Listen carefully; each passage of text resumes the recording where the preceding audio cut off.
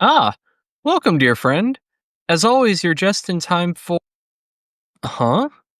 Morgana. Surprise! I was in the area on business and thought I'd stop by for a cup and a chat. Judging by your expression, though, you were expecting someone else? Well, yeah, but this is fine. This is totally fine. Come in, have a seat. Thank you kindly. What can I do for you? I mean, aside from the coffee, of course. I actually noticed a flyer when I was walking along the Bayside Bevy and can see now that you've been decorating in here. The flyer said something about you hosting some live music. Yes! Yes! Someone saw the flyers. Wonderful. I am so excited. So, after your visit last time, I got to thinking about events and I thought, you know what would really liven up this space? Live music. And since you mentioned Happy Tunes, I was like, of course! Who doesn't love Happy Tunes? And the best part is, they agreed to come and perform here in Tural. Just imagine it. Fresh coffee, live music, jovial conversations, adorable lalafell. It's going to be wonderful. Your excitement comes as no surprise, Nobu. When will they be here? Actually, this evening, I thought you might be one of my regular guests or even one of the Happy Tunes themselves when you walked in. Speaking of, if you have some time, you should stick around. I know you and the band are pretty close, and I'm sure they would be delighted to see you here. Oh, of course. It would be my pleasure.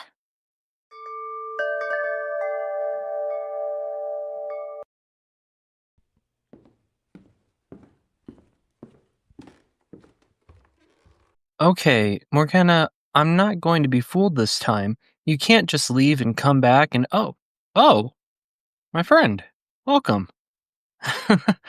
Sorry about that. We had a bit of a mix up earlier. Hold on, let me get your usual drink. Now, I'm assuming you saw the flyers. Tonight we have some very special guests. A lalafell music troupe, known far and wide as Happy Tunes. I don't know if you've heard of them before, but I am very excited. Over the past 5 years, Happy Tunes has become quite the well known name in the music scene, performing at large gatherings such as AetherCon and helping with all kinds of charity events. I feel incredibly lucky to have them coming by, and I am very excited to see what you make of them. Now, Happy Tunes may look small and adorable, and don't get me wrong, a small lalafell troupe dressing up as the Scions of the Seventh Dawn is very adorable. Though, don't let all that cuteness fool you. It isn't just about appearances. There is a good helping of real musical talent fueling their success. So go ahead, take your drink, sit down, relax, and I really hope that you'll enjoy not only hearing the music of Happy Tunes, but actually getting to know more about them as well.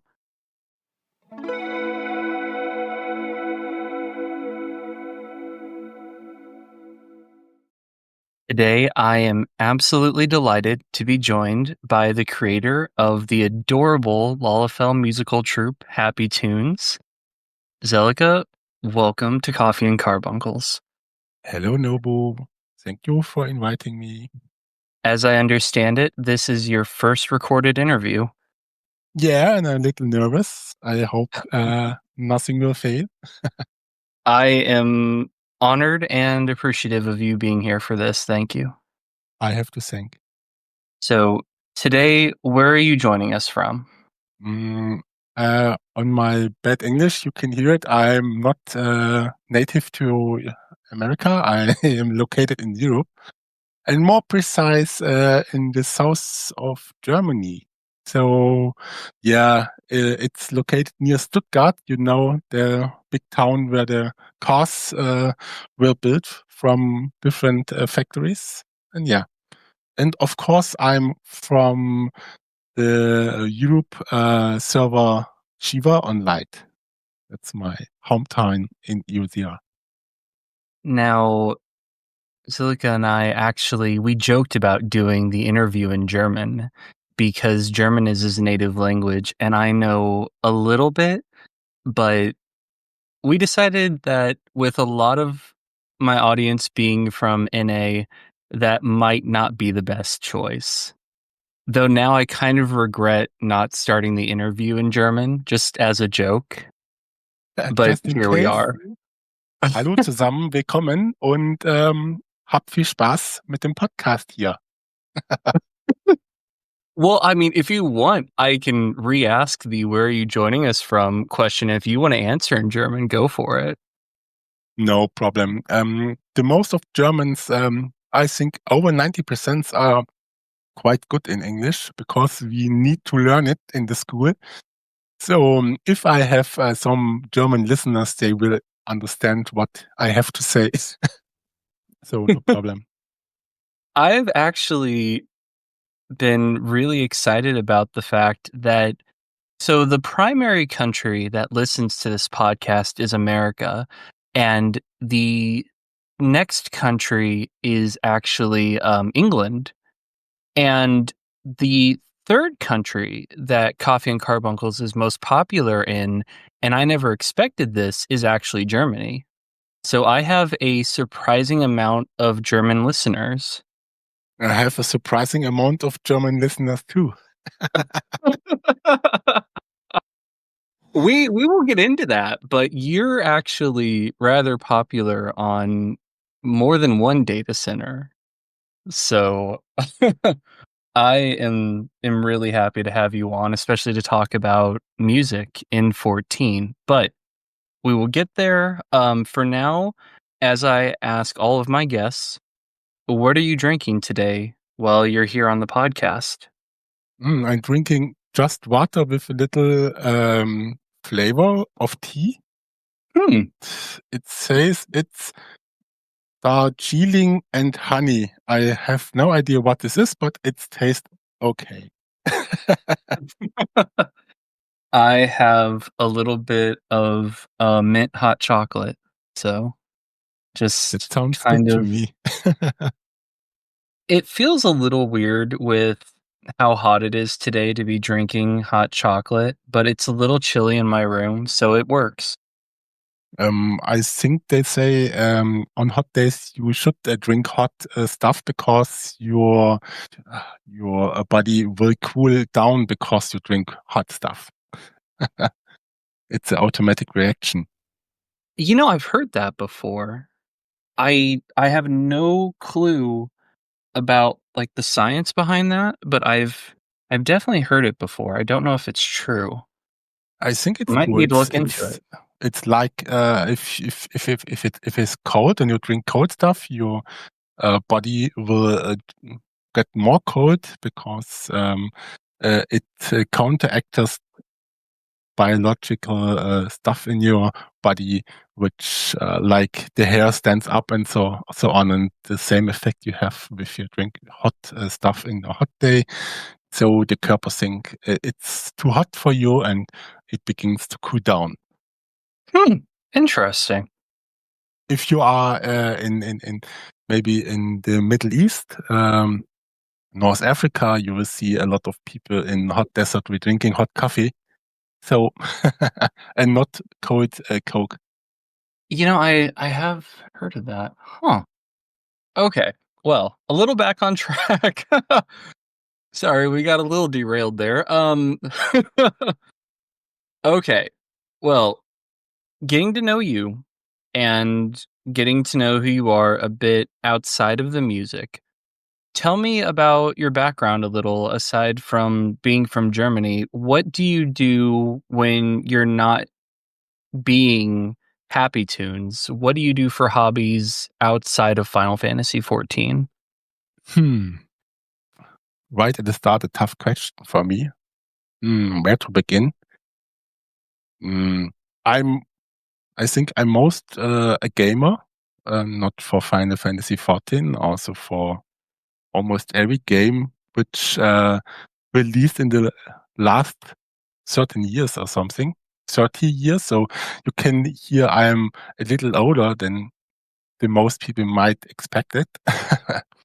Yeah, gaming is a big part of my life since the 90s or a little before. I started gaming on the Commodore 64. I don't know if you know this old machine. And yeah, and then I carried on every new PC generation till today. And yeah, I'm the usual stuff. I'm doing music since I am 7 or 8.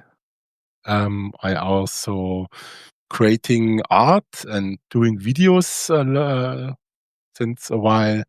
I'm building Legos in my free time sometimes, so I have quite a big Lego Star Wars collection here because I'm also a big Star Wars fan, or maybe I was. It's pending at the moment.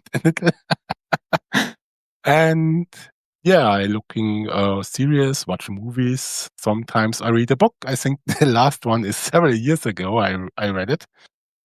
And yeah, and then also creating tools. I'm programming stuff in my free time sometimes.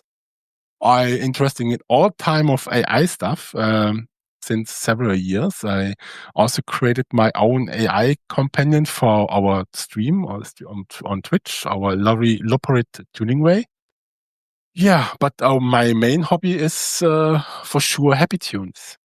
So my band and yeah, uh, preparing the gigs for it, creating content with the Happy Tunes for YouTube and other social media stuff, and also doing all the pop-ups and concerts is one of my favorite things.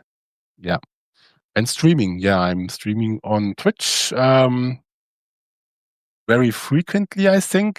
This week I don't stream. Maybe tomorrow I will see. I have no idea yet. And yeah, I think this is a good package for you to dismantle. You made your own AI streaming bot? That's kind of neat. Yes, I made it. It's a mix of creative agent building with GPT. I use GPT for it, and creating personality with the bot, and also some interactions which I added in, and also I created a program to talk with this, and I'm using streamer bot for it, which has also independent code for it to run this all. Yeah, so it's a whole package. It's not like Nurusama from Vida, not such good, but I think I'm very happy with it, and the viewers love her too, because she has her own personality, her own voice, and also her own appearance on stream. Yeah, like me. So I'm curious, what got you into programming? When did you start dabbling in that? This is I'm started my career in job as an ITler. So I'm the PC guy, as you need, as you maybe say the. And yeah, and I think, as I mentioned, I started programming with the Commodore 64 in the 80s. So yeah, and I stick to it, and it's my daily work also when I'm not have free time. So everything comes together. But the programming part is the hard stuff to earn your bucks, but I don't have the creativity which I can then live in my hobbies. So is it safe to say then that programming is your job, but music is your passion? Yeah, safe to say. Not music alone, but music is a big part of it. Yes. And we in Germany say, if you do your passion as a work, then the passion lost the glow or the feeling. So it's okay. I split it up So I have something to do to work with. I can earn money and I can live my passions in my free time. And yeah, I'm happy with it. You know, I really agree. We in the US tend to say, like, if you find a job that goes alongside what you're passionate about, you'll enjoy it more. But as I've gone through life, I've found that I can't have a job that's related to my passion because then it hurts my passion. Like, I love interviewing and I love doing Japanese history research, but I feel like if my full-time job was history research or my full-time job was being a professional interviewer, then I would never really want to do it in my free time. So I definitely think that's one of those things that I feel like Germany has the better idea. Yeah, I think there are many cases which people live up when they can do their passion as a work, and I'm totally fine with it. For me, I have a lot of fun with the things I do, and sometimes the things I do for my passion took more time than I do it for the work. But so I'm always busy and I have always things to do. And I can enjoy the stuff after work, and also I can enjoy my work because I concentrate on my work in this time and don't have to think about other stuff. So yeah, a win-win situation. Yeah, for sure. And don't get me wrong, I'm not knocking anyone who, if you found a way to use your passion to generate income, that's awesome. And I am beyond happy for you. Um, I don't want to make it sound like you shouldn't make money for your passion or anything like that. I personally think that the issue for me would be if I'm doing something professionally that I want to be more of a passion hobby, when I'm doing it professionally, there would be a lot of time frame and expectations. Whereas with my history research or doing this podcast, I put out stuff in my own time frame and I arrive at the destination when I choose to, not having to answer to someone else's time frame, basically. Exactly. Yeah, you are more free in the things you are doing, and yeah, that's a good part. Yeah, but maybe I wasn't just in the situation to live from my passion, so maybe it's just a one dimensional look on this. But yeah, I'm absolute for it. It's actually kind of interesting because one example that I have of this is when I was in public school, I really hated reading. Like, I despised reading assignments. And I found that when I was outside of school, I actually loved reading because I was no longer told you need to read this book and this many chapters by this date. I found that I could read whatever book I wanted at my own pace. And now, as an adult, I find that I actually love reading. I found a brand new passion for it. Yeah, it's similar to me. I I I was my whole life working in the IT for um, in different sections, and just in the last years, I had uh, to program also, and I'm not a good programmer at all. I'm really bad in it, and but but I wanted to do stuff for the happy tunes, so I need to skill up my programming skills to make this happen. And so I learned programming again with the happy tunes, and now I can use it in my daily job too. So yeah, I as I love said, that. win-win situation. Yeah, Yeah, that's awesome. yeah, I think that's definitely a nice way to improve skills in an area. I am curious, though. You said that you've been gaming all the way since the Commodore. Yes. At what point throughout your history gaming did you come across Final Fantasy as a franchise? Yeah.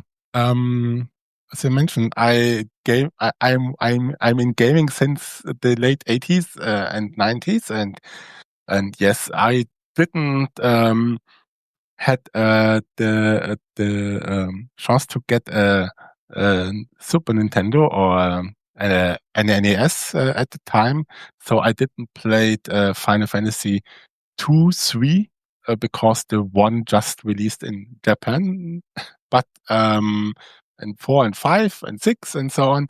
But I bought with my first own earned money the PlayStation 1 when it comes to release.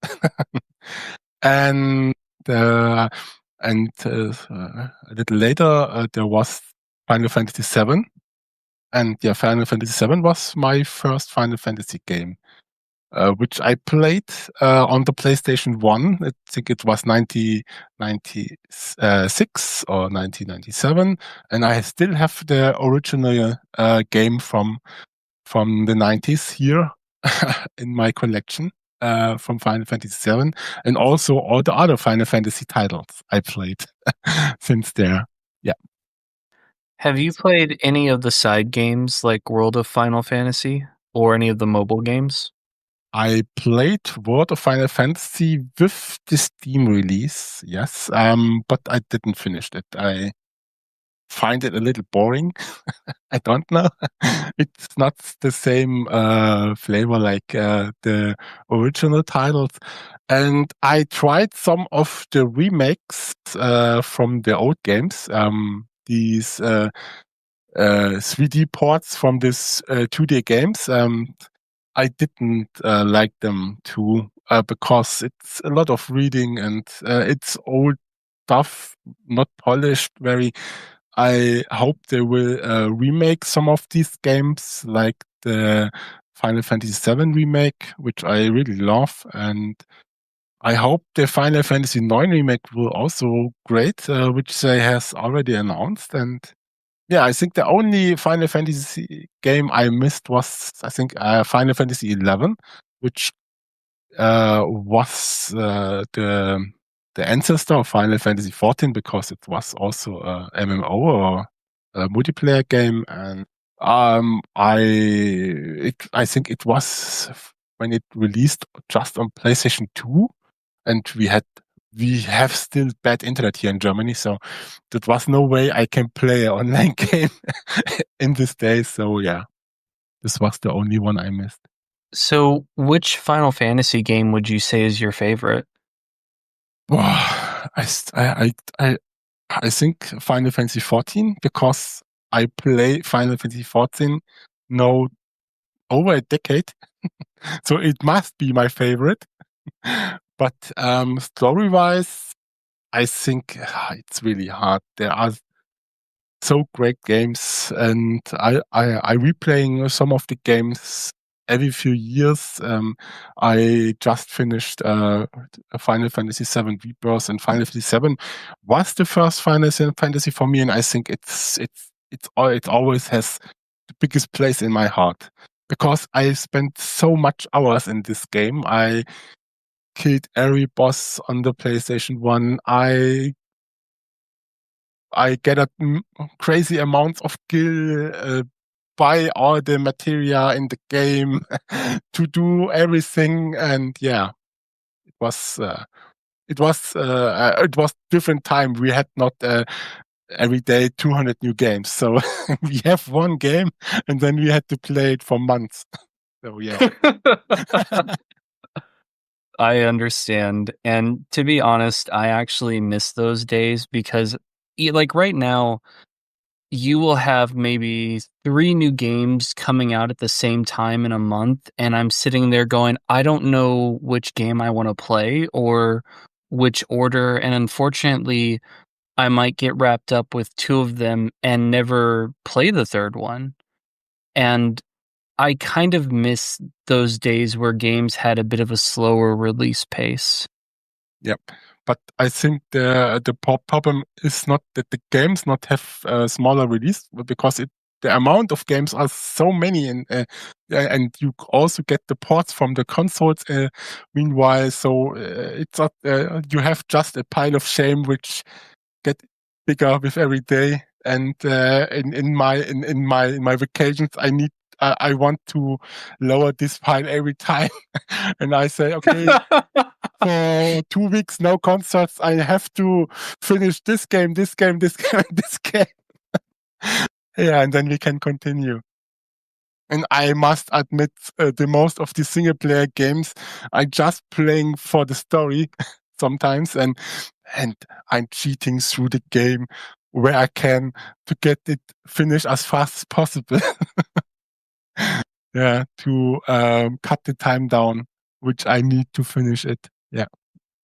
Because for you, one, you're clearly busy, but also it's more of like an interactive book or a movie rather than you're there for like the quote unquote challenge of gaming. Yeah, I'm not the challenging wise guys. Not anymore. I was it in the past, but meanwhile, I'm just enjoying the casual part of gaming, enjoying the story, enjoying the environment, the graphics, the music in the game, also the gameplay. And if the fights or the gameplay is good, I don't cheat through the game, but if there are some boring parts between which I need to kill 200 monsters to get one level up, then yeah, one hit and go to see the next sections. Yeah. Okay, so after saying that and saying that Final Fantasy VII is your favorite game, then I can trust you won't judge me if I give a small confession about Final Fantasy VII. A lot of people love the story and love the characters, and don't get me wrong, I enjoy that too. But speaking of being a casual, my favorite thing from the original Final Fantasy VII will actually always be the Gold Saucer games, especially snowboarding. Yeah. With the remake, I spent I think a big part of my time in Gold Saucer again because I love these games too. And in this part, I was challenging myself to beat any high scores in the game in Gold Saucer. Not for the fightings outside. In Gold Saucer, I want to be place one on the list, on the different activities there. Yeah, I totally understand this. Gold Saucer in the remakes looks so good. Yeah, absolutely.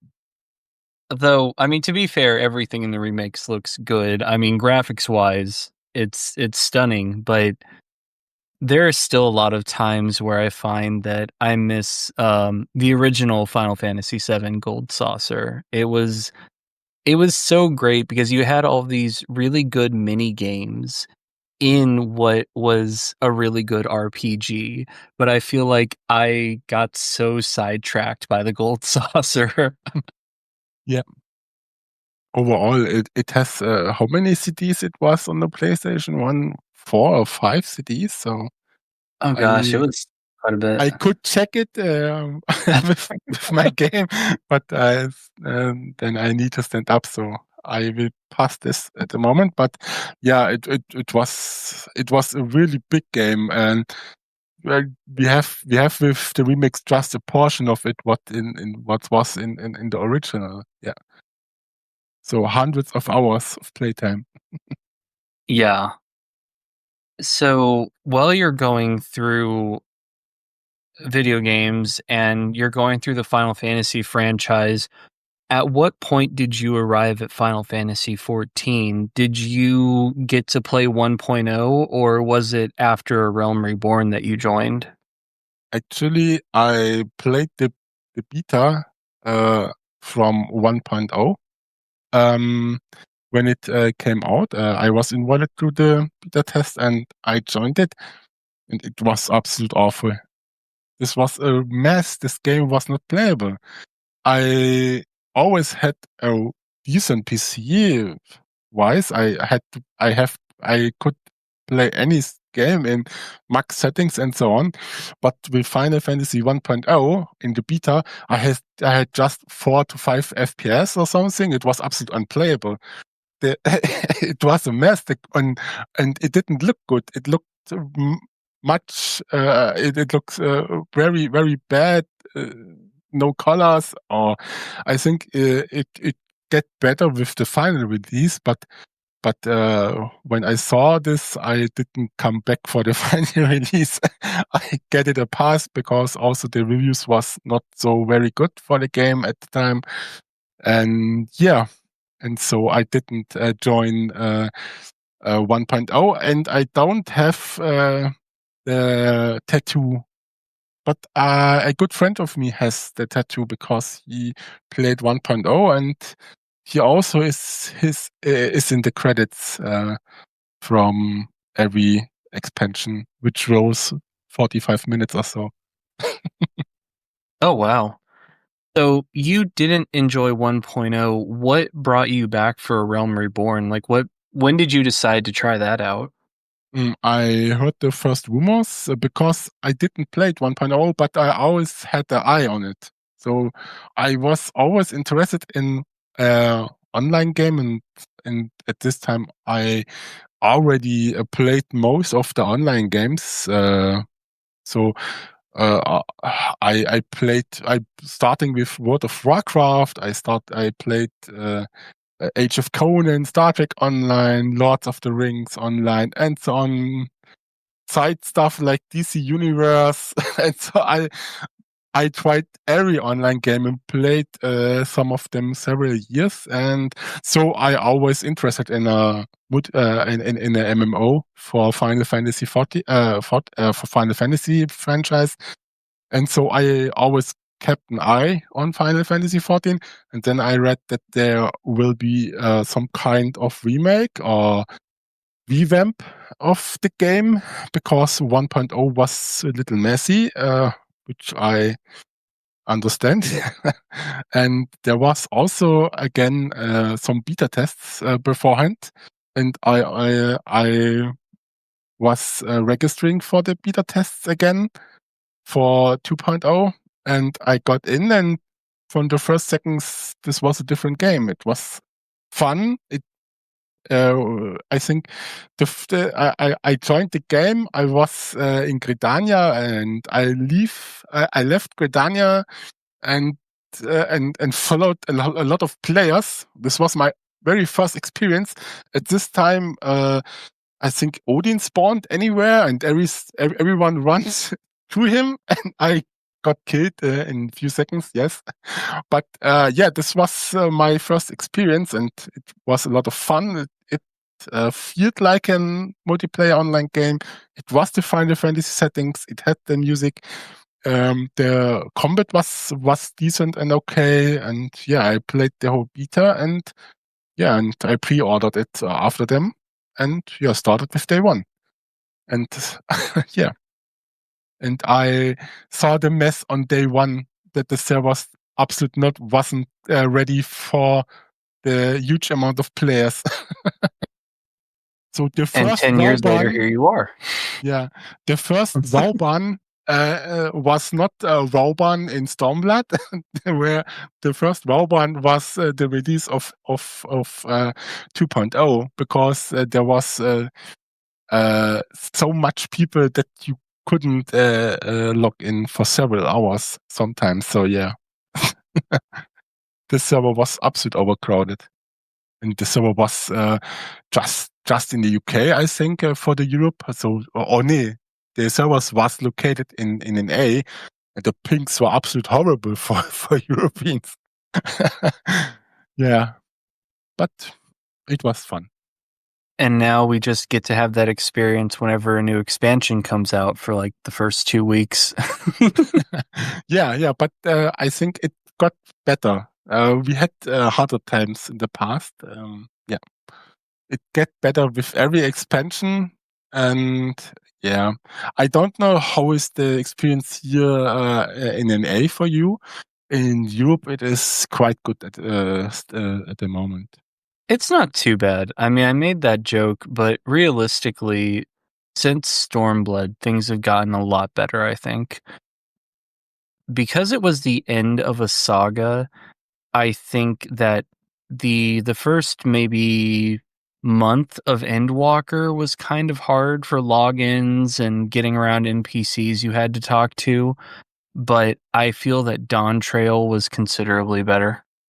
Yeah, and there was no second Rauban, I think, since Stormblood. There was some partial in Endwalker, I think. There was some NPC which we have similar stuff, but yeah.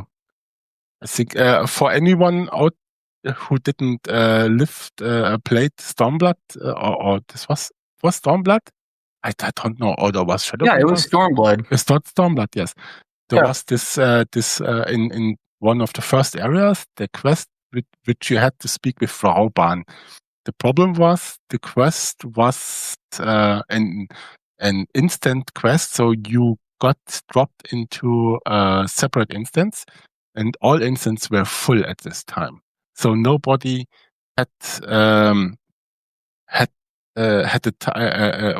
was able to complete the quest. And so there was a big crowd in front of this one NPC, everyone waiting for a free spot so they can join their quest instance. On Shiva, there was really great. There was so many people there building a line the whole way back to the Eterit. It was crazy. So many people and everyone was waiting, and there was people who were saying, okay, the next one, please, if one plus ready. And so we took hours and hours to do this quest. So yeah, this was. I was about to say, I remember on some servers they actually decided to form lines. Yes. And it was so funny. We had so big lines and tons of people waiting for the Rauban quest. It was fun also. It was a happening, yeah.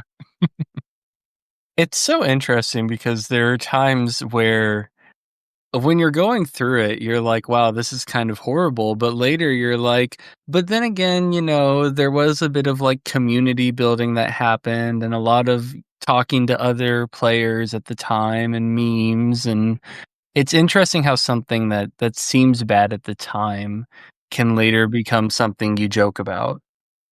Yeah, it's similar to Eureka.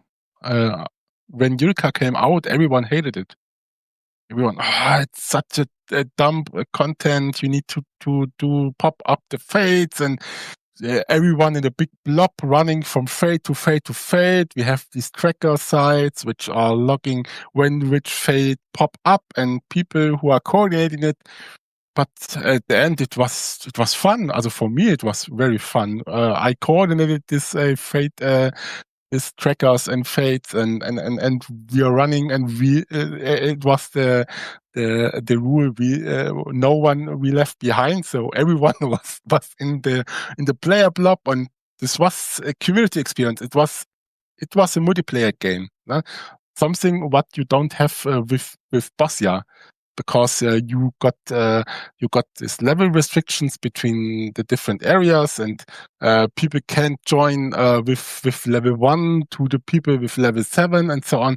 This was took a lot of the fun which Eureka had from the game, and so I didn't like Bosia very much, and I hope the new this expansion would be better. They say there will be a mix of Eureka and Bosia. Well, we will see. But yeah, as you said, at the beginning, everyone hated Eureka, and at the end, everyone say it was the greatest stuff we had in years. It's really interesting how opinion sort of shifts over time. I've been very excited for this new content because, as I've talked about on social media, it's based on Final Fantasy V, and that's one of my favorite Final Fantasy games, so I'm very excited to get all of the gear sets. I never played Final Fantasy V, but I'm trust you when you say it was one of the best. It was definitely one of my favorites. It's where we see a really good expansion of the job system. It's also, I really enjoy the story from it. And so I'm really curious to see what elements of 5 besides the jobs are they going to bring into this new content. Maybe I should take a look in Final Fantasy V. Or maybe Square Enix want to make money and release all their old games as a remake. If you play 5, I will say that I recommend a guide. Not because 5 is difficult, but because Final Fantasy V, unfortunately, has a really nice world, but there is a lack of direction at times. So you could be stumbling around the world and not have a very good idea of where you should be or what you should be doing. So I definitely say play it. It's a great game and I still love it, but a guide would not be a bad idea. Yeah. Thank you for the for the info. I will take maybe a look. I think I have Final Fantasy V in my Steam library, but I never started it. Now, getting back to 14 a little, obviously, in the second part of this interview is when we're really going to dive into your work as Happy Tunes. But I wanted to ask before we get there, you clearly enjoy the music from 14.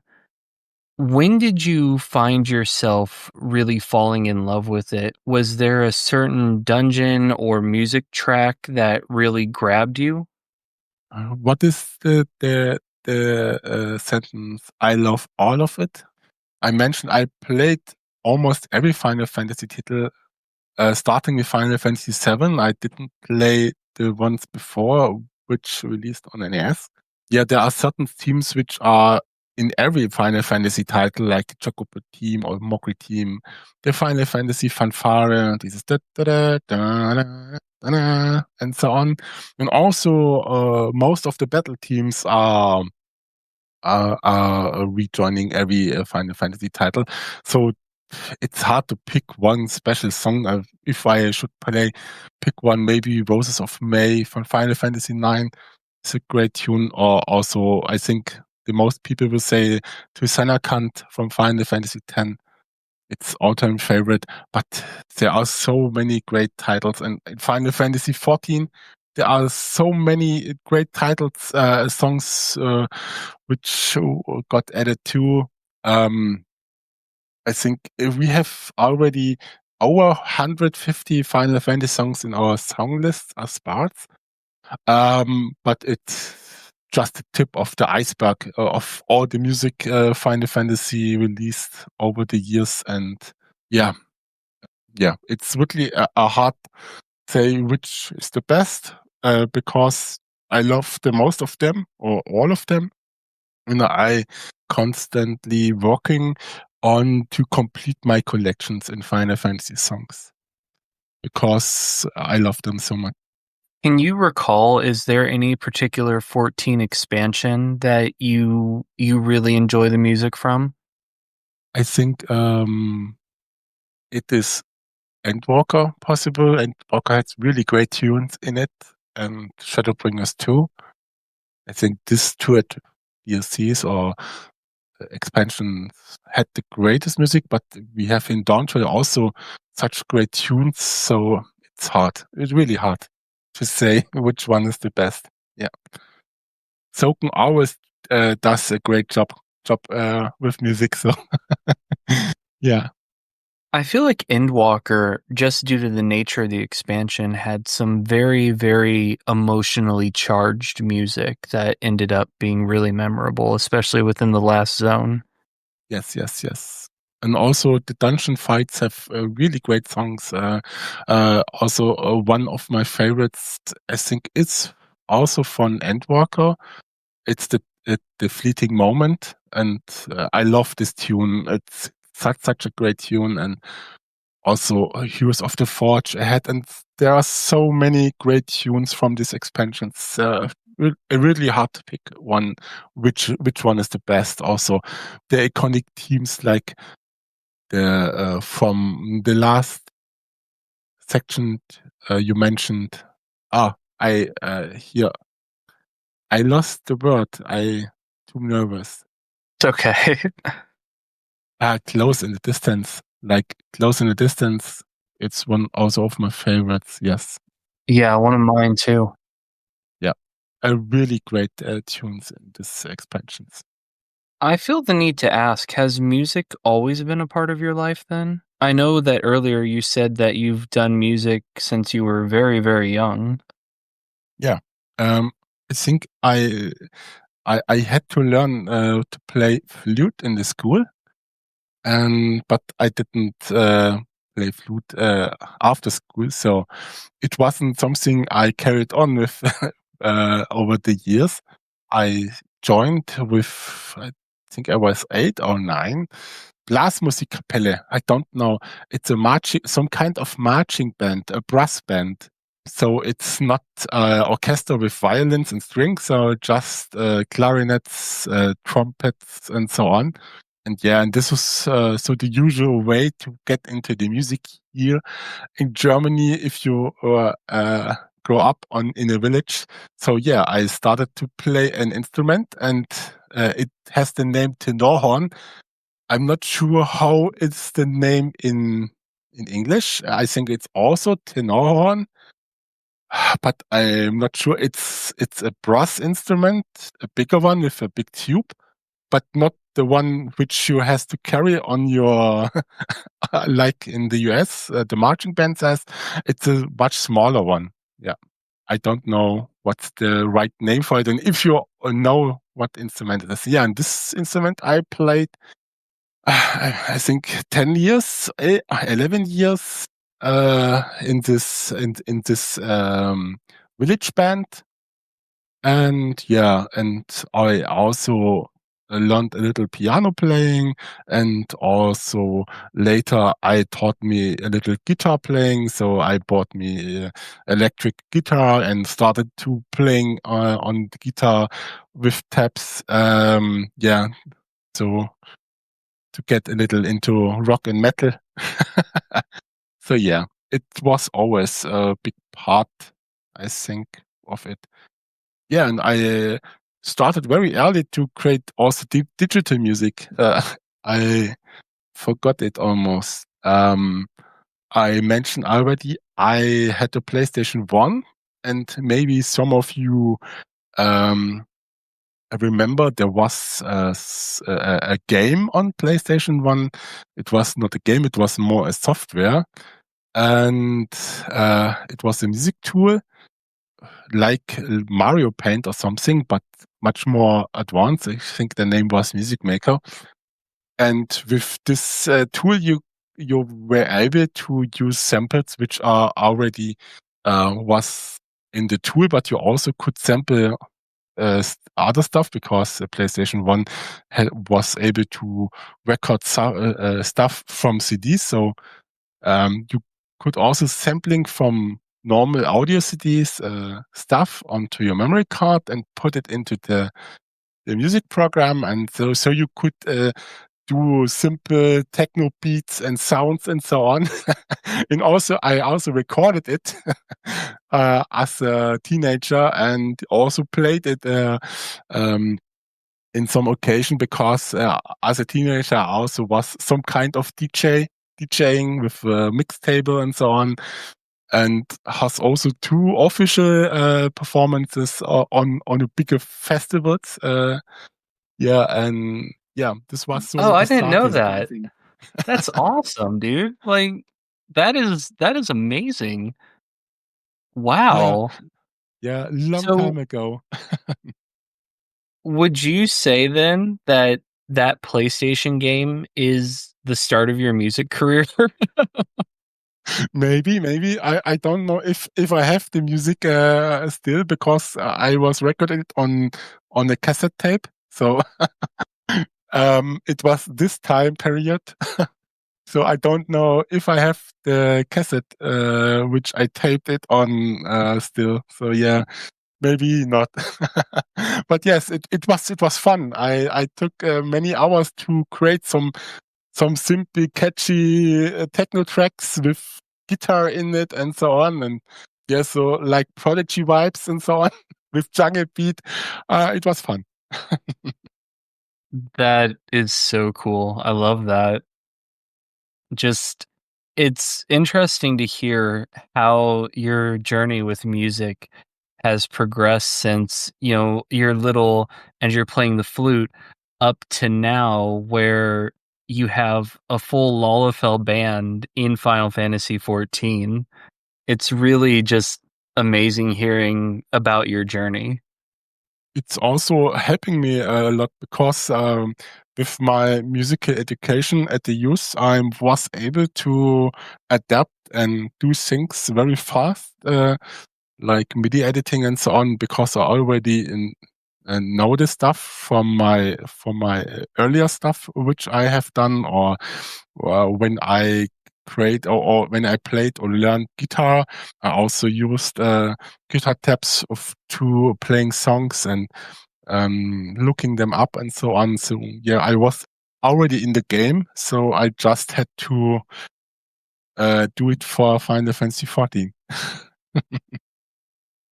I'll be completely honest here. Talking about this makes me, one, I'm fanboying a little because obviously I'm a fan of your music and a big fan of especially seeing Happy Tunes performances.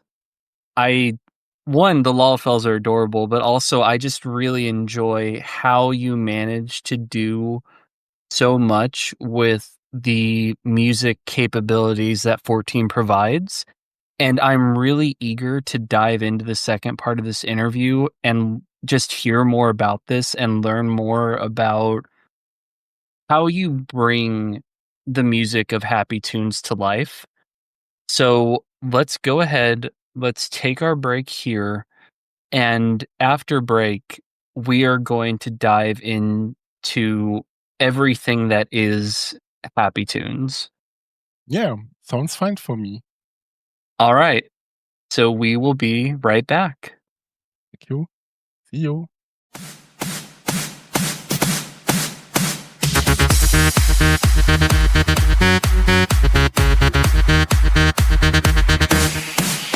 Lichter an, Schadala, es geht los, la la la, Happy Tunes, Partyzeit.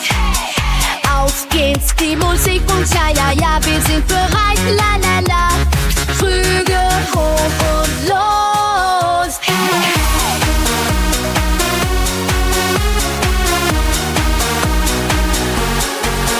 Krüge hoch, la la la, mit Happy Tunes und nem fetten Ja.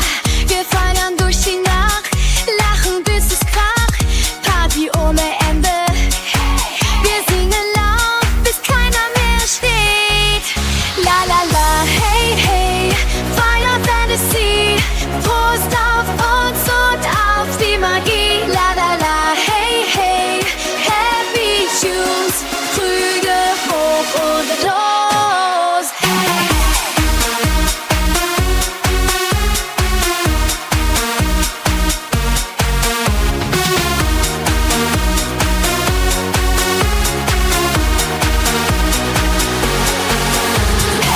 Schalala Party, Schalala Saufen, Schalala hey hey, weiter geht's. Schalala Party, Schalala Saufen, Schalala hey hey, auf uns.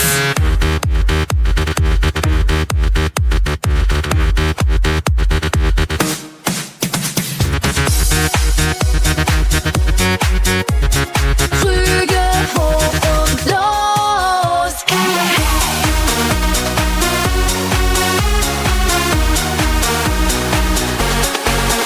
Auf die Tische hoch, la la la, lass uns feiern, tanzen, ja ja ja. Mit Happy Tunes zum Tag, die Stimmung ist ein Fakt. Wir feiern bis zum Morgen und rocken durch die ganze Nacht. La la la, hey hey, Final Fantasy, Prost auf uns und auf die Magie. La la la, hey hey, Happy Tunes, Krüge hoch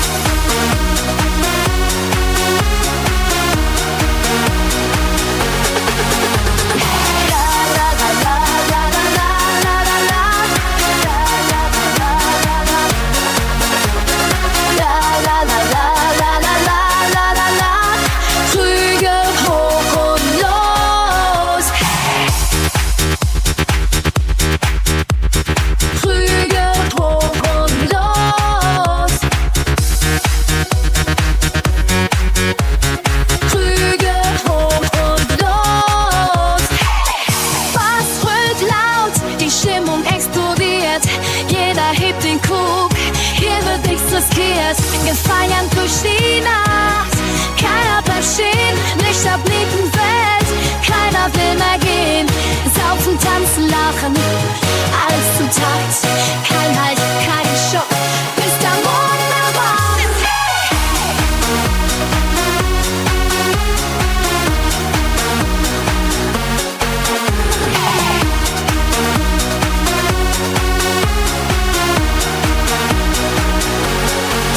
La la la, hey hey, Final Fantasy, Puls auf uns und auf die Magie. La la la, hey hey, Happy Tunes, Krüge hoch und los.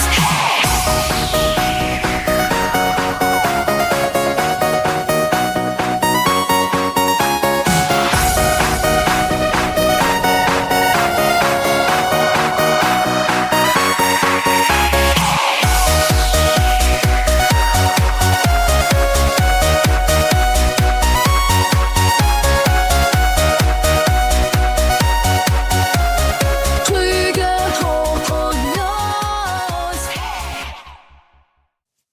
And just like that, our break is over, and I am back with Zelika, founder of Happy Tunes. Welcome back.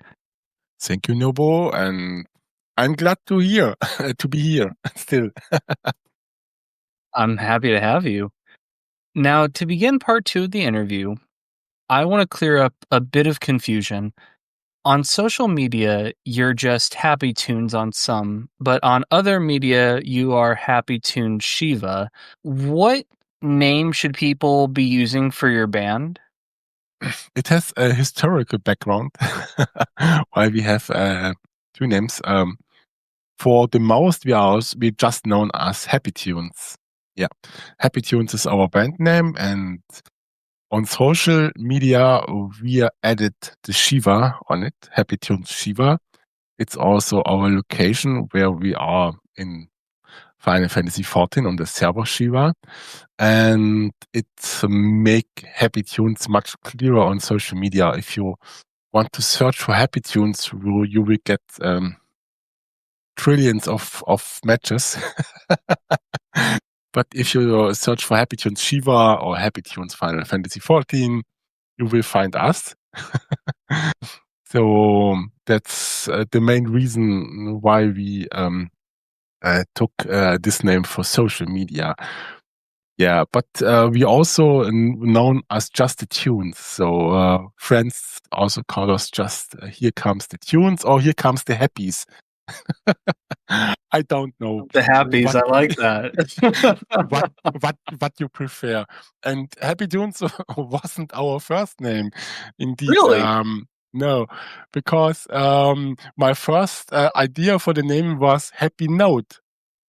Happy Note. And I think it was a good name. It wasn't took because it was okay that it wasn't took because there was just 10 bands worldwide at this time.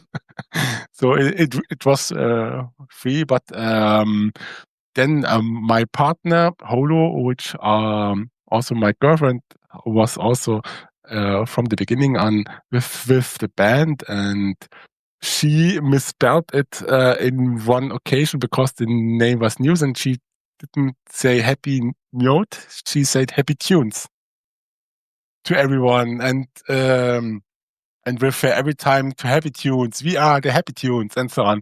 And then and I didn't figure it out till later, and I say, oh, you changed our name. We are not Happy Note, we are Happy Tunes, and Happy Tunes sounds so much better than Happy Note. So yeah, let's stick to it. We are now Happy Tunes. So yeah. If it works, it works, you know? Sure. So yeah. For everyone who knows, who wants to know, we are the Happy Tunes from Shiva. And if you was follow us on social media, just use hashtag Happy Tunes Shiva and you will find us. Yeah. And now, dear listener, you have some Happy Tunes deep lore about Happy Notes. Yes.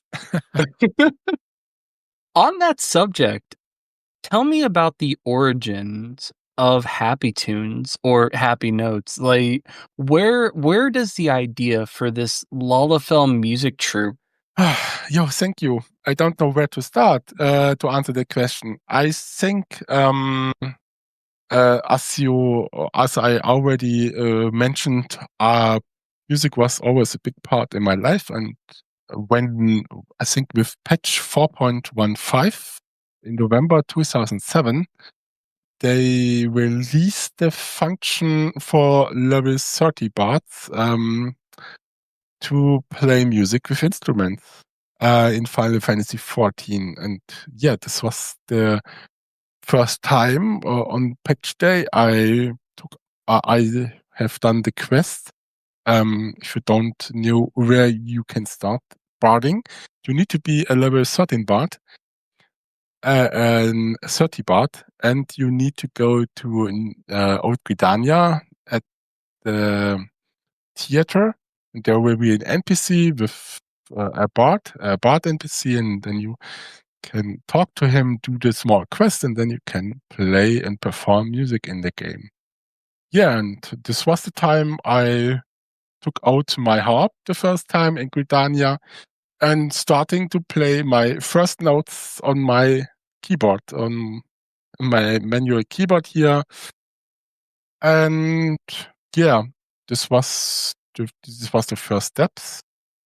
And yeah, months later, I recall it every time the Lala magic appears in Final Fantasy XIV, which you can use MIDI files.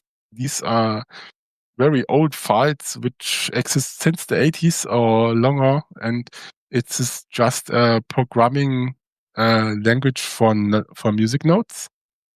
So in the music industry, always a thing. So I already knew the stuff, and you can use MIDIs to create songs like on note papers. And yeah, and with Lala Magic, you are able to replay these songs in the game. And yeah, and this was the time I started my journey as a solo bard player by editing my own songs, my own MIDI tracks, and yeah, this was the first steps. At this time, there was no barding with bands in Final Fantasy XIV because the servers in Final Fantasy XIV, and I think everyone knows this, are not quite good in sync stuff, sometimes very laggy. And if you want to play with other bards in the game, you will hear the notes in different times, not in sync. And if you want just a chaos of notes in the game, you can just go on and play with multiple people in the game. But I think nobody wants to hear the mess if it's just a big mess in notes in the game. And yeah, and so the most people just starting with solo playing. There are still a lot of solo players in the game, but this Lala Magic also enables something which also many bard players are using today, to plug in actual keyboard. So I have actual MIDI keyboard also, and so I plug it into my PC, which are also a thing, which was already a thing. And so I could play on a real keyboard, a musical keyboard, into the game, which was a little better, for, just like with the keyboard to write or with the joypad. And I saw the YouTube videos from some very talented Japanese players which are playing songs on the PlayStation 4 or 5 controller, and this is a skill really great. I don't know how they can do this, but I'm very impressed when I see these videos. And yeah, and many also using these keyboards to play in the game. If you want actual played music in live. yeah, and then some months took it. I think it took about 2 years till the end of 2019, which SE or Square Enix updated their music system, and they updated it in one particular way. They give us players the opportunities to play in a sample, so in a group with synced notes in the game. It works a little like a metronome. I don't know if you notice from the music, it must tick tack, tick tack, tick tack to give you the right takt, the right word. Help me here. Takt. Yeah, I think so. I think you're doing fine. Takt, yes, takt or clock. Yeah, the beat. Beat is the right word. Okay. To give you the beat of the song. You can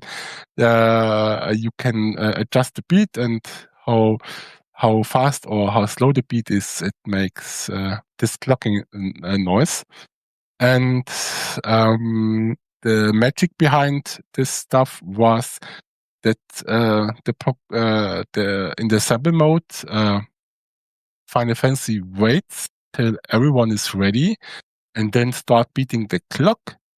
And everyone needs to adjust their speed to the clock, and the servers will wait till everyone is in sync, and then put the notes into the game so everyone can hear the notes synchron, and not with some milliseconds or seconds passed between the different players on instruments.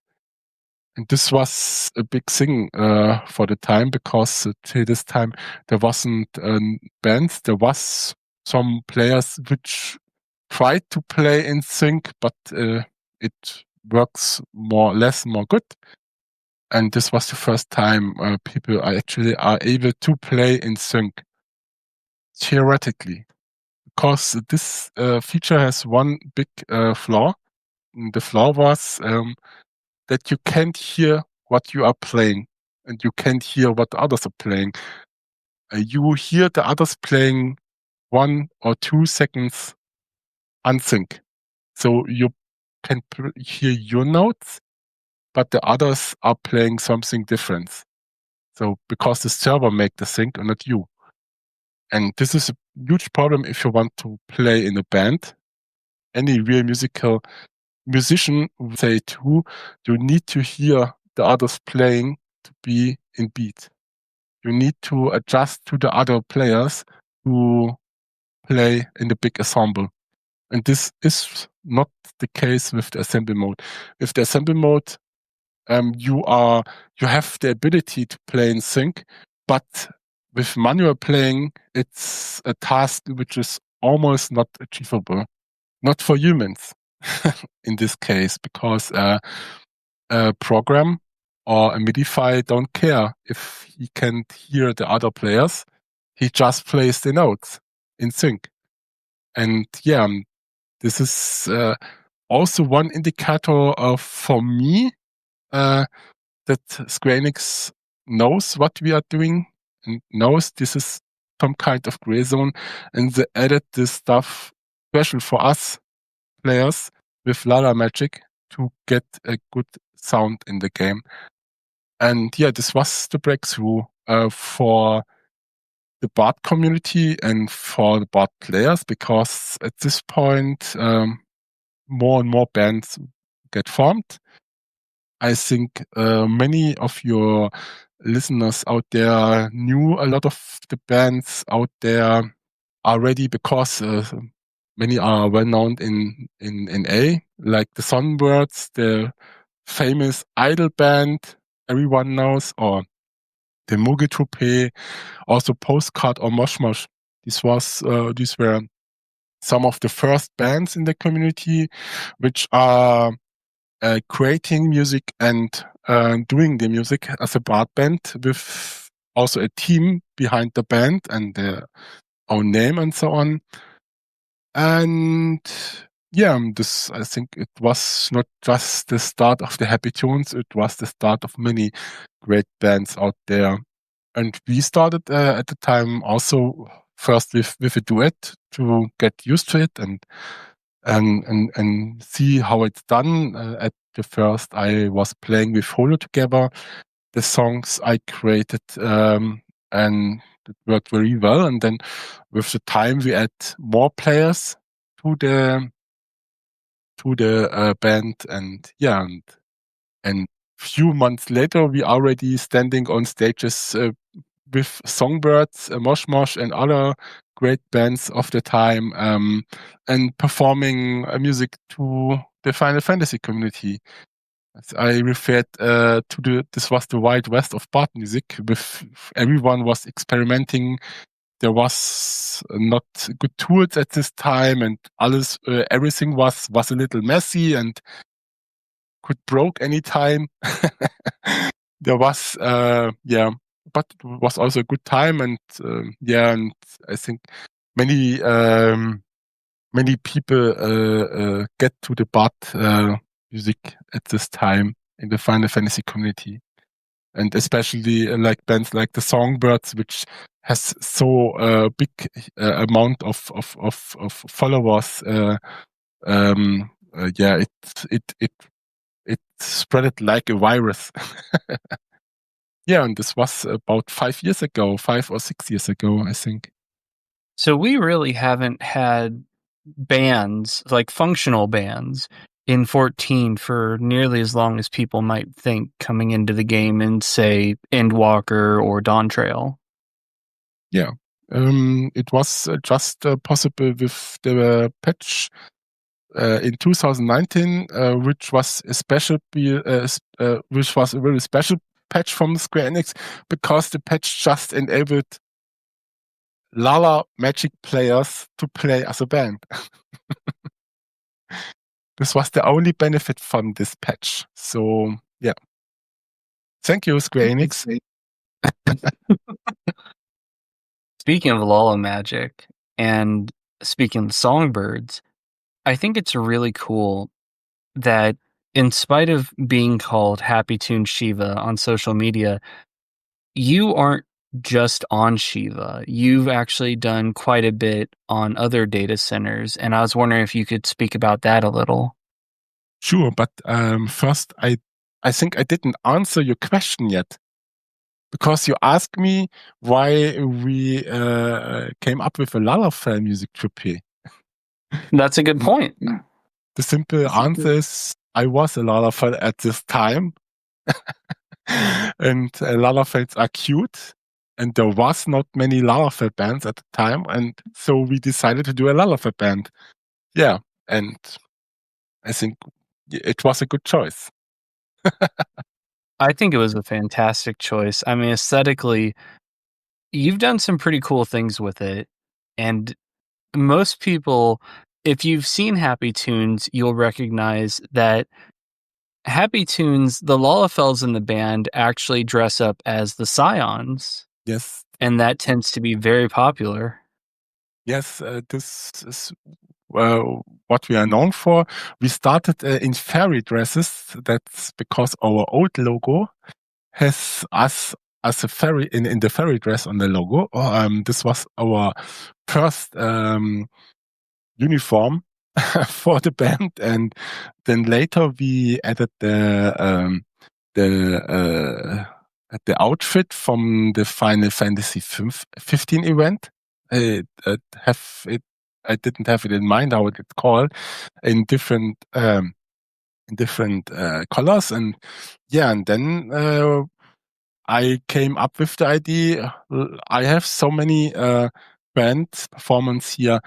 I could do the whole Sions for the band, and then I started to create the Happy Tunes also as the Sion band, which we are, I think, well known, and also the most of our YouTube videos has us in this outfit. And meanwhile we are, I think, 10 members, and the only ones we are missing in the band Kratia, I think, and Istinian isn't part of the band. So, but I think the most others we already have in the band. Just use minions, you'll be fine. Just have minions of those two Yes, yes. running around on stage. Before we added Ishtolala to the band, and we don't do music with all the members. Some of them are just for streaming, so I have different cameras for our streaming. So I use minions to capture from different sides and the stage and so on. And that's because we are growing to 10. But yeah, and before we have Ishtolala, the real Ishtola, oder yes, Ishtola, we had her as a minion out every time. That is so cute. I love that. And yeah, and I need to check because I ignored your last question because I That's fine. answered the question before.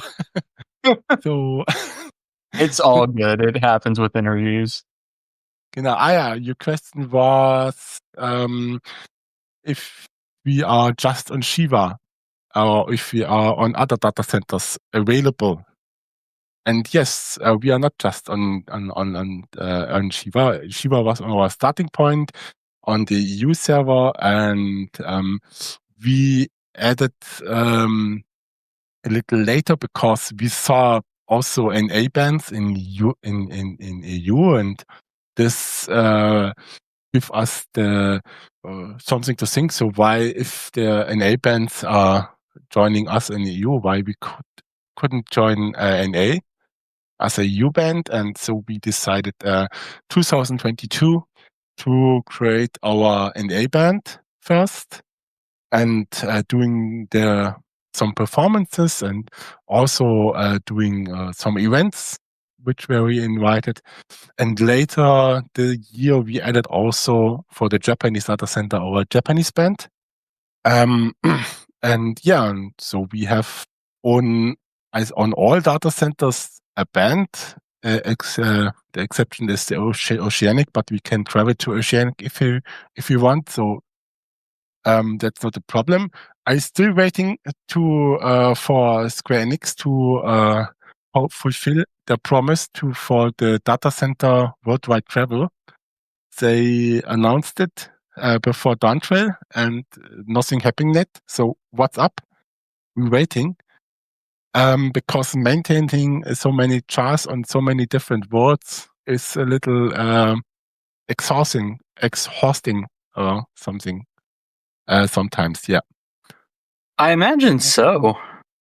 Yeah, you need to play every character up to a certain point. You need to outfit them and create all the stuff, macros and so on, which you could sometimes just copy over from EU, but not everything. And so, yeah, it's a lot of some stuff behind the curtain we have to do before everything is working in the game.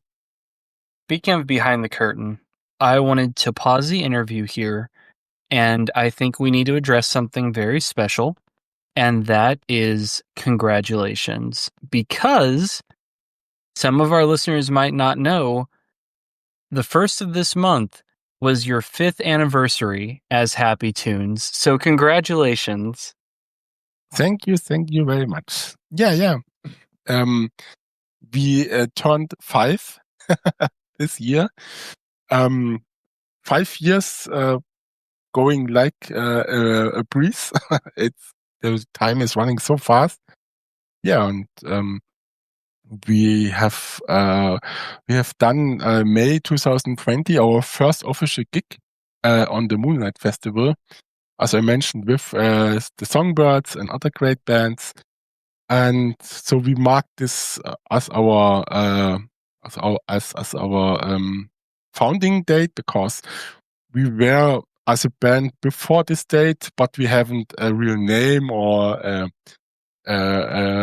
social media present or something. So we were just a band on Shiva in Gridania playing some stuff. And at this point, we founded the band with a real name and a social media presence and so on. So this marks our start.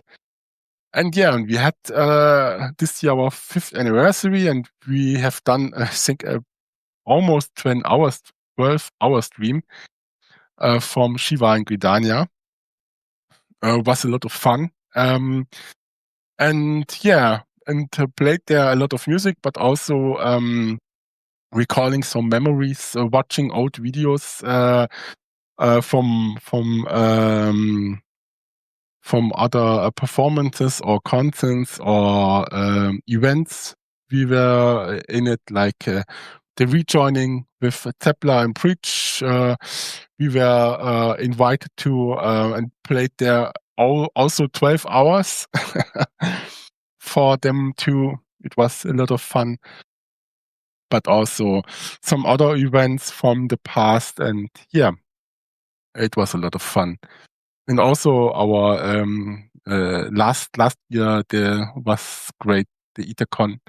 And I think you was also on the Itacon, if I'm right. I was. Yes. Yeah.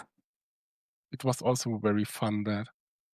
So it was. I had so much fun seeing you last year at AetherCon. That was awesome. I got some amazing screenshots. The music was wonderful. That was literally the moment I'm like, at some point, I want Happy Tunes on this podcast. Wow, this was. It was also for me a great day, and I was happy to get in contact behind the curtain with all the great streamers there on this event, and also to meet here Husky, which is also a big inspiration for the first time in game, and make a photo session with him. This was great. Now, I do feel the need to ask a favor of you. If you could please tell your girlfriend, the other half of Happy Tunes, happy 5-year anniversary from Coffee and Carbuncles, I would appreciate that, because I know that she's put in a lot of hard work and effort to help level up characters, help get stuff going, and so a very happy 5-year anniversary to her as well. Thank you. I think she will hear it also when the podcast is live. So yeah, but I will give the info to her. I asked her also if she want to join, but no, I'm too shy. I don't want. Do it yourself. Thank you very much. Well, just if you're listening to this, you are here with us in spirit, and that's what matters. I think she will appreciate, and she is well better for this interview because she can talk better English than me, because she lived a few years in America. So yeah, she would be better, but it's okay. No, you have me. You are doing completely fine. Now, I do want to shift gears a little bit. We've talked a lot about who you are behind the curtain, and we've talked a lot about the origins of your performances. But I feel that I would not be doing my job as an interviewer if we didn't talk about another important aspect that you do in 14, and that's the seasonal events that you host. My friend and previous guest, Morgana, I know that she's also helped with some of those, and I've gotten to attend a few of your events myself. Could you talk about that for a bit? Sure. I think you're referring to our Oktoberfest. And I think the name is the same in English like in German. It's this well-known festivity in October with a lot of beer, dundles, and music, German traditional music.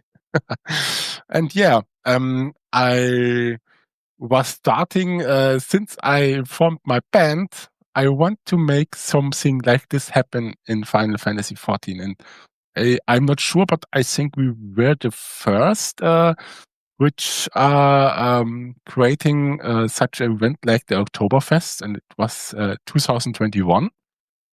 And at our first Oktoberfest, we invited also songbirds and the Muse to playing there. And yeah, and we also created a lot of traditional German music, and we called it Schlager here, and party music from Germany and so on. We decorated a whole house in this Oktoberfest tent style.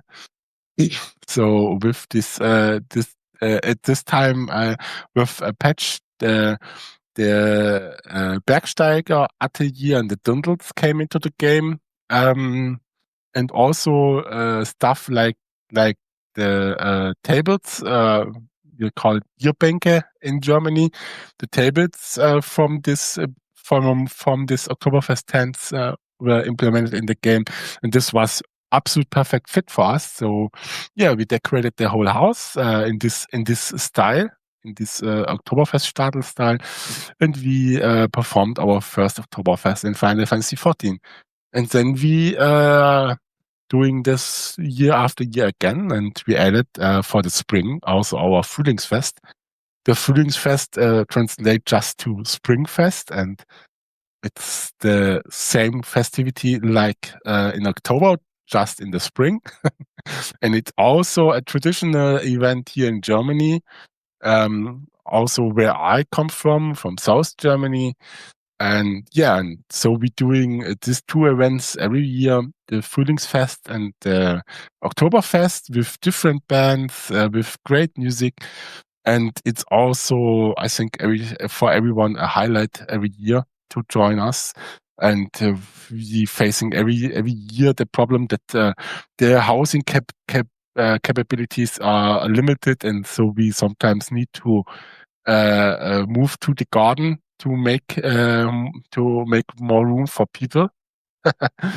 And yeah, and we also stream these events on Twitch and have a lot of fun with glam contest, giveaways, and so on. Yeah, it is a lot of work to organize this with all the helpers. We have also people who are dressed like staff and doing here the usual RP stuff in a beer tent. Yeah, and barkeepers and so on. And Morgana was now the second time one of our hosts. So she presented everyone everything on the stage, announcing the new bands, the activities, and behind the curtain also organized some stuff with me. And yeah, this was a lot of fun. And I hope this will continue. The next Oberfest is always after the last Oktoberfest. Yeah. And probably this year again in October. And of course, I'll be helping to advertise that on social media when I can. So I think that these are really important for two reasons. And there's a very big reason that I bring them up in this podcast instead of just focusing on the music. The first part is that while Shiva has a lot of players from Germany, obviously Shiva itself and the EU data centers are not just German players. And what I enjoy about these seasonal events is that you are actively introducing other people to German culture and German heritage. And I think that's really cool. I think that it's a great cultural exchange. And I think that it's a great opportunity to learn about other communities, other cultures as part of this wider 14-player base. But the other reason that I think it's important, and that I think that it's something that the community should be aware of, is that even though you're hosting it, and even though Happy Tunes performances are a part of it, this is not just the Happy Tunes show, you are actively introducing other bard groups, other performers to the community.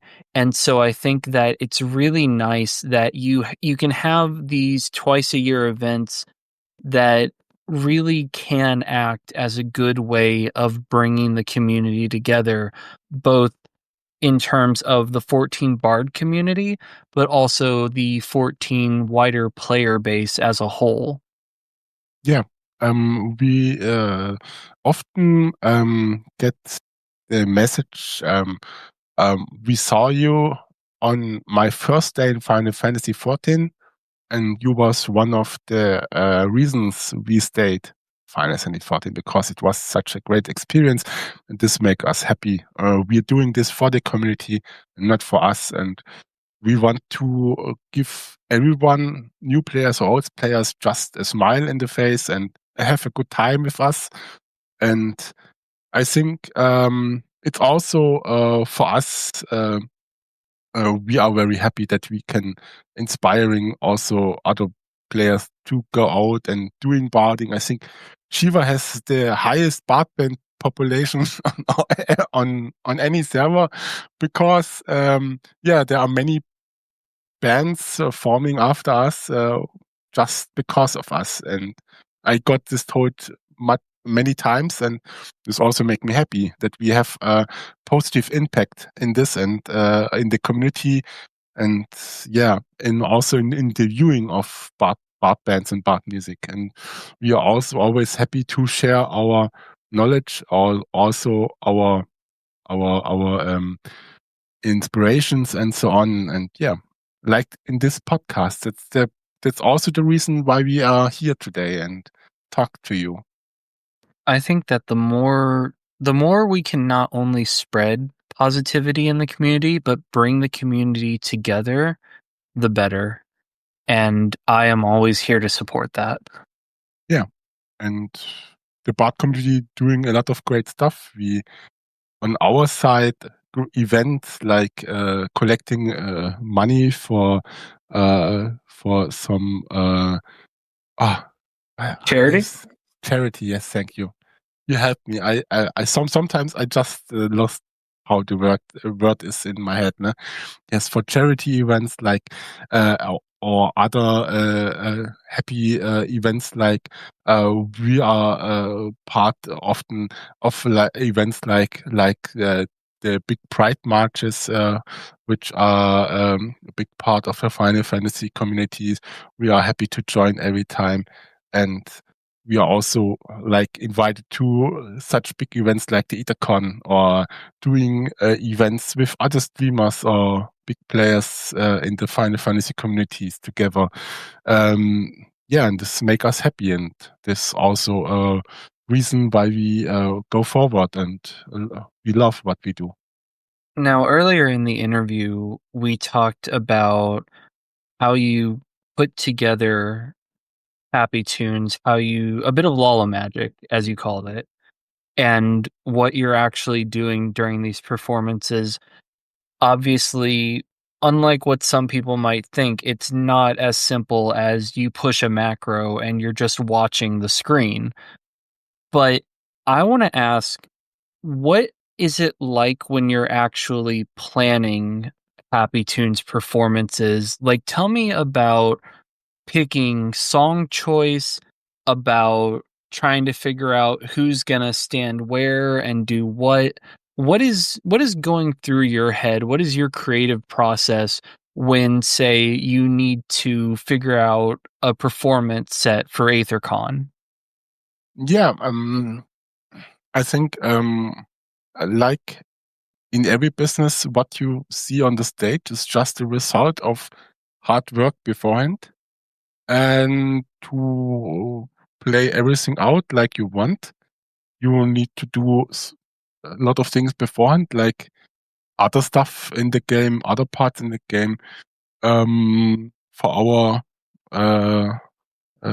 band, is we created different outfits which we can change during the performance, fitting to the teams maybe we are playing, or the event we are doing at the moment.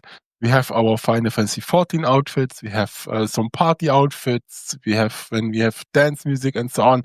This stuff. We have metal outfits. We have for Halloween, for Christmas, and so on. So for such many events, have we different performance and different outfits we are creating beforehand and preparing, so everything is working. And also, we have to do also macros, simple macros. We also doing some dance performances, like these absolute great dance performances, which we saw on the EtherCon. This also the macro dancers with this timed macros, and we are doing something just a little smaller. This also need to prepare beforehand. Also, anything related to the stream and so on. It's also a fun to create such thing and to think about it and to find ways to make or improve our performance. For example, last Halloween performance, we have every year these typical events like Halloween. We have a lot of Halloween gigs. This is our fullest month. Or for Christmas, everyone wants Christmas music in the location, in the band, in the event, and so on. And we got invited. And for this time Halloween, we thought something special to create.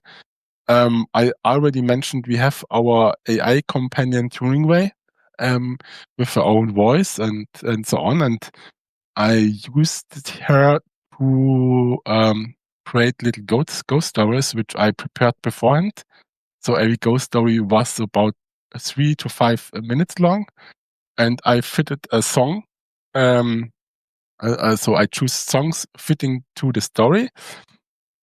And while I'm playing in game, the songs for the stories, our viewers also could join us on Twitch and hear read out from Tuningway the ghost stories. It was really nice because I had a Steam Deck in front of me with a lot of sounds like scratches, screams, or old doors and taps and so on.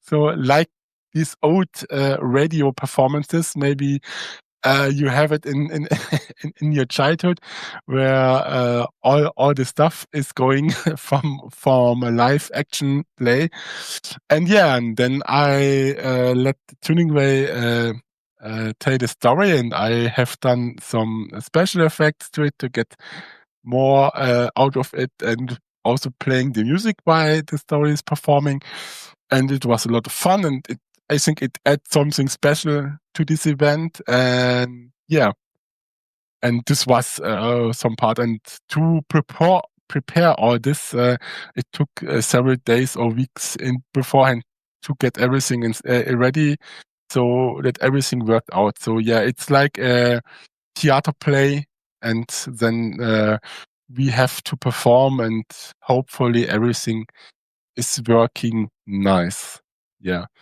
And also the music are not just there. They need someone need to create it, and I create all my music by myself. So it is also a lot of work to create this music files beforehand, to test them. For some music, for some songs, I sit 1 or 2 days to get it like I want it. And and also I need to test them in game, so it don't sound shitty. And so this is also a big part of barding, to create the songs and to be sure that the songs are working like you expected, and maybe give own touch to the songs. So sure, you can. I love it when bards creating their own songs, because even if you heard the same song 5 times in the evening, every song has their own style from the band, and so it's not every time the same song, every time a different song with the same name, because every bard chooses other instruments, other ways to play, put things in or put things out of a song to get their own touch. And yeah, this is also a great part of barding. And yeah, and for the performance itself, we have sometimes teams. So when we are close to the 14th of February, Valentine's Day, we got a lot of invites for some love events. And yeah, for love events, we do love music or romantic music or ballads and so on.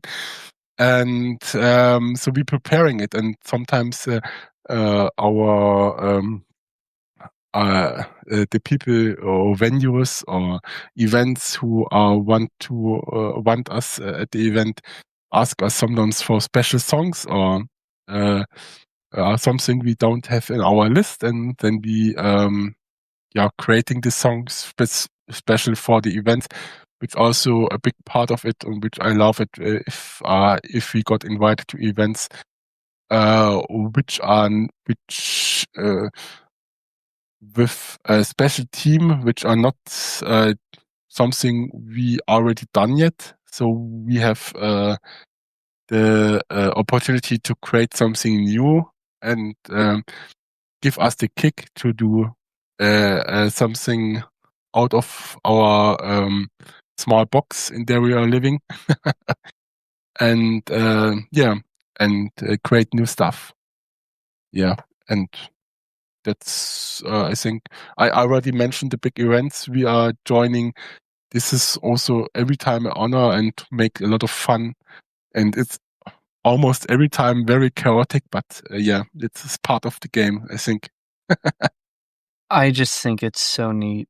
I mean, hearing about all the prep work you do and then seeing your actual performances, would you say that, because it sounds like you're very passionate about music, obviously, or you wouldn't be doing this, but would you say then that when other bard groups perform, you're probably just as excited or more excited than the crowd watching it? Like, do you get really hyped about other bard groups outside of your own then? Sometimes, yes. Especially when I hear or saw something which I didn't hear before, and or see a technique which I didn't was aware of, and then I want to replicate it and implement it to my own stuff, like the guitar harmonics. Maybe you already saw this in our performances when the guitar are screeching, so and this is a special technique which you have to done, on which you can do it in a perfect or getting every time better. And if I heard the first bards which are doing this in their performances, which sounds not shitty or not good, or which sounds good, I try to replicate it and put it in my own music. And yeah, I think I achieved some good results already. And yeah, that's also some stuff. Or when I hear some special use of instruments in the game and so on. Yeah, that's always something new to learn for me. I like that there's this constant process of evolution with your music. Yeah, it's always evolution with everything. As I thought, from the Wild West of barding, we come today. That's such a huge difference. If I hear some stuff which I made 5 years ago, wah, I can't relate it anymore. Yeah. You know, I think I'd actually like to go back to a question that I should have probably asked in part 1, but while I'm thinking about it, all of this interview, we've talked about the music of Final Fantasy, but what about you personally?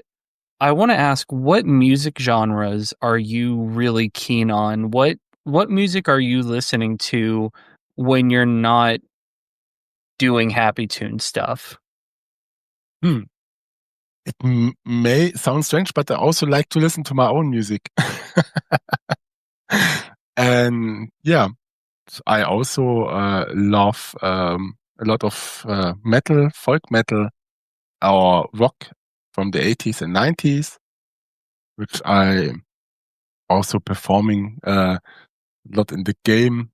And as a bard band, I opened myself to a much larger group or genres of music because I hear so much different types of music in the game, which I didn't aware before, and so I learned some new bands and which I looked up and or from requesting some songs, also which got requested by me, and so I added this also to my list of joy. So yeah, and but I think beside of all the stuff I'm doing, I have not much time to hear music because I working from home. I don't need to travel along the places very much. So and I need I don't hear radio or music in the car or on the phone. So yeah, it's always here at my desk, and yeah, then I just watch music on YouTube or on Spotify, which I already do, or creating music. That's was my main subject in this, creating music and hearing it over and over again. I don't think everyone is just aware how much I need to hear the same song every time to get it ready and finished. It's over 100 times or something. Yeah. As someone who edits his own podcasts, I have a good sense of where you're coming from with that. Yeah. So yeah, a big part of hearing music is hearing their own music over and over and over again. I still remember like the first 3 or 4 episodes of Coffee and Carbuncles. Outside of the podcast, I complained so much about how sick I was of my own voice and how I never wanted to hear it again. Yeah.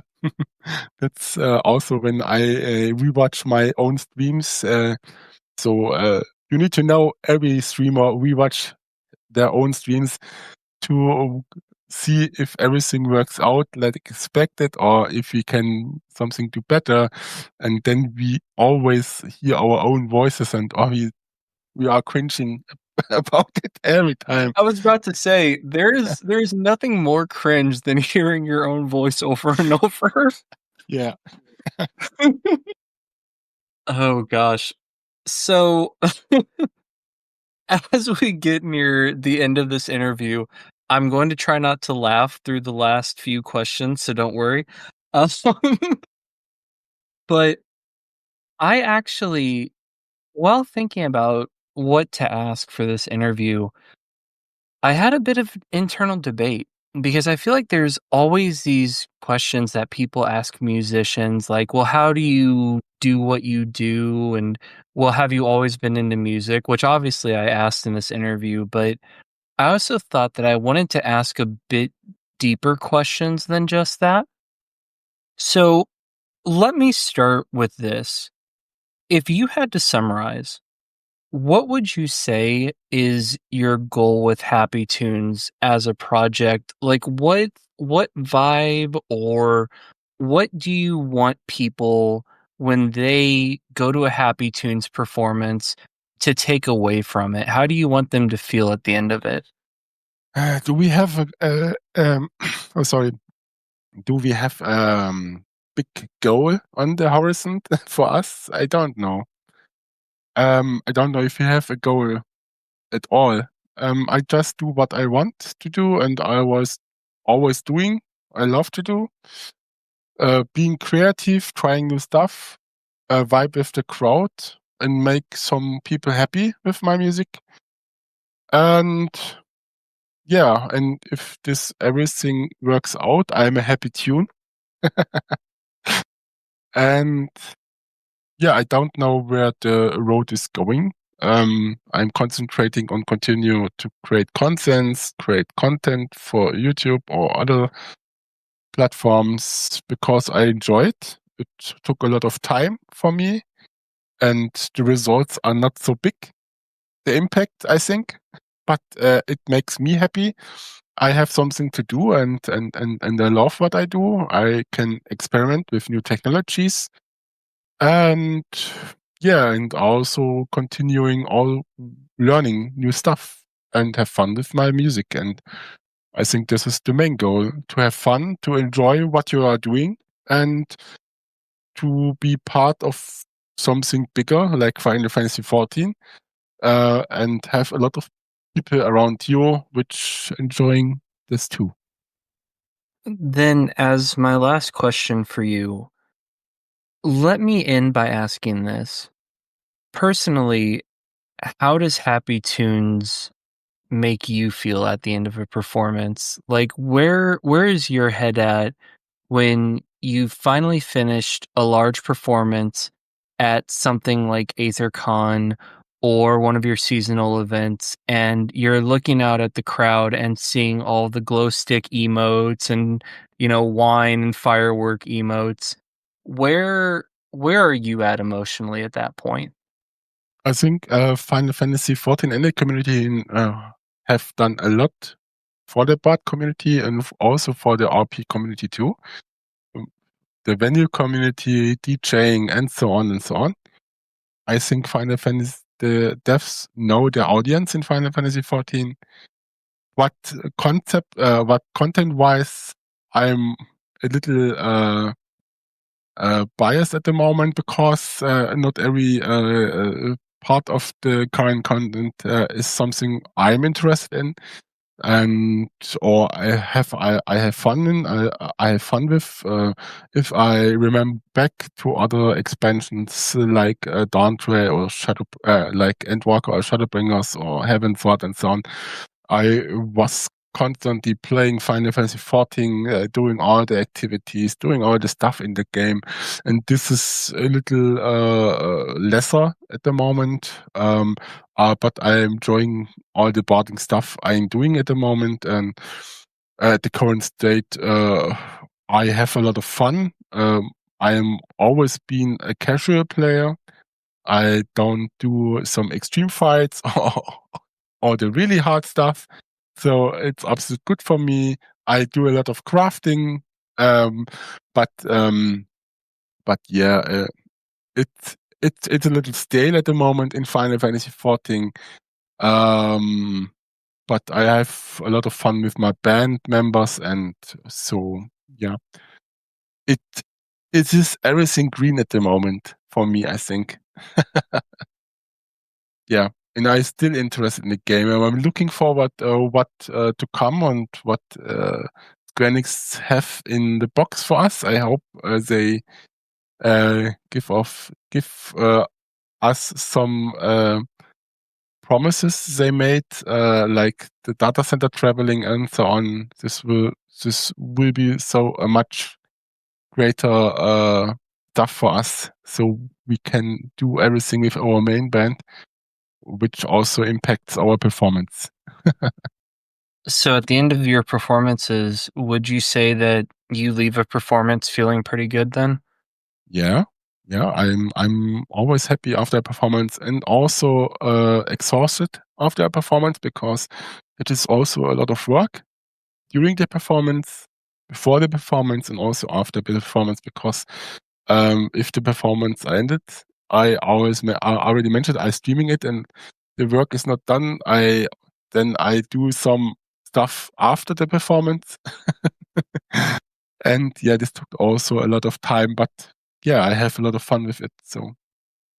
So from what you just said, then I'm guessing that outside of what the devs provide us, would you say then that your work as Happy Tunes helps keep you pretty motivated and into Final Fantasy XIV as a game then? Like, even during, say, content droughts? To be real, if I didn't have the Happy Tunes, I'm not sure if I have an active subscription yet. So, as I mentioned, Downtrade is very stale. I have some fun with it, but it is not the right direction, I think. And Square Enix need to keep up, and yeah, and but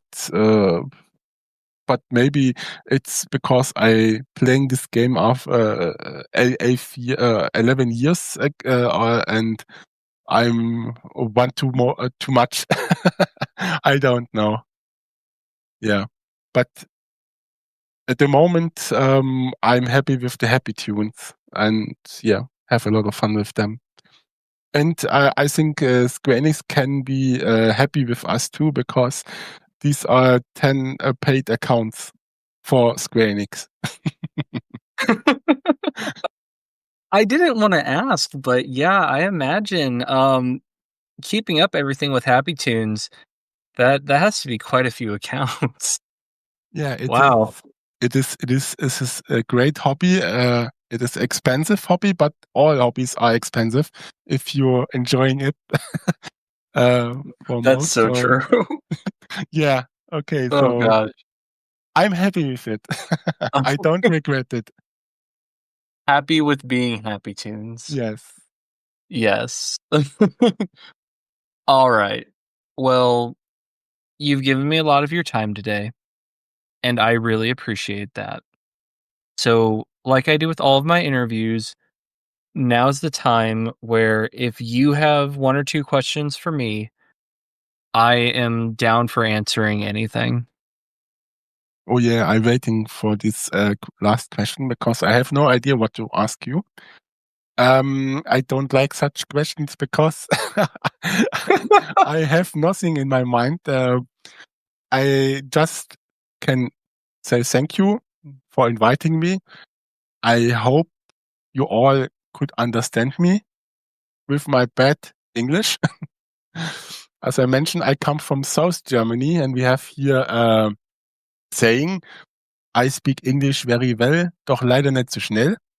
This translate is Swabian, Schwäbisch for the German people, and translate like I speak English very well, but not so fast. And yeah, and yeah, but I try my best, and I hope everyone can follow me. And yeah, and our English in South Germany is such bad. We created a meme of it.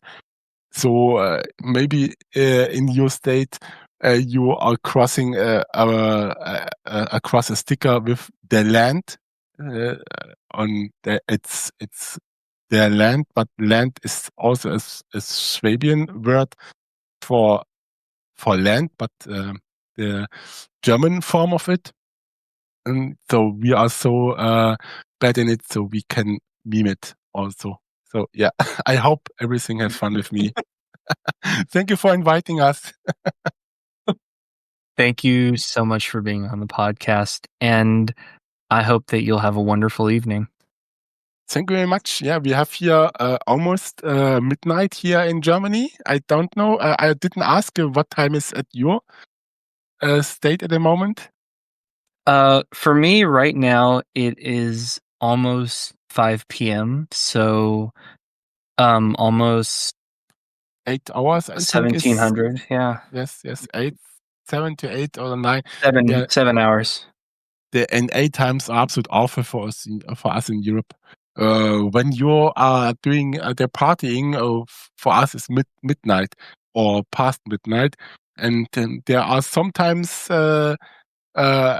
I'm on events or when I see the sunshine come out when it's ended, because it's so late for us or so early for us. So I enjoy a lot of performing in Japan more, because Japan is like for you Europe. So when we stand up, they have prime time, so I can stand up, make my parts ready, and play them for them in the prime time till they go sleep, and then I can make my breakfast. Yeah. Well, I, for one, am really excited for the next Happy Tunes performance, and I look forward to seeing it. Yeah, I'm excited too. I think we haven't planned, and nothing planned in our calendar at the moment. But probably tomorrow we will make a pop up in Japan. We will see. All right. Well, thank you again, and I hope you have a good night. Thank you. Good night. Have fun. Bye bye.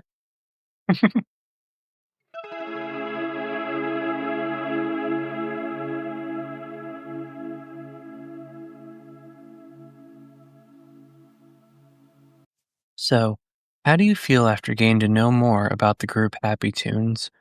My gushing over being able to speak with them aside, I found it rather informative. I think when you see a performance, it's not only important to take in the performance itself, but to also consider the time, the dedication, and especially the planning that went into making it happen. I sincerely hope that you'll be in attendance at the next Happy Tunes concert, whenever that may be. With any luck, I'll even see you there. But until then, you're always welcome at my cafe. Whenever you are exhausted from adventuring or need a place to relax while doing other work, you're always welcome to come back here. So with that being said, I'll see you next time, dear friend, with a warm drink and wonderful guests. Take care.